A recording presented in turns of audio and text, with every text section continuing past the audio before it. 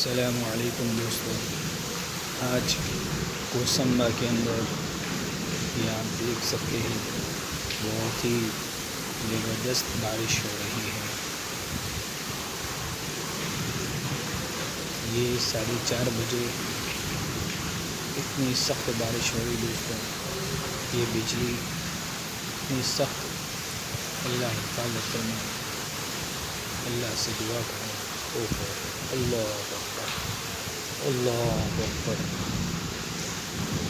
अल्लाह अकबर। ये देख सकते हैं बिजली आप।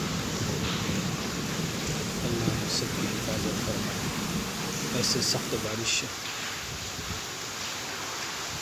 और ये कुछ ही देर के बाद, ये 4 बजे का टाइम है दोस्तों, और ये अंधेरा सा छा गया है और हवा भी बहुत चल रही है, ये आप देख सकते हैं। और गाड़ी की लाइटें भी चालू हो गई हैं, देख सकते हैं आप।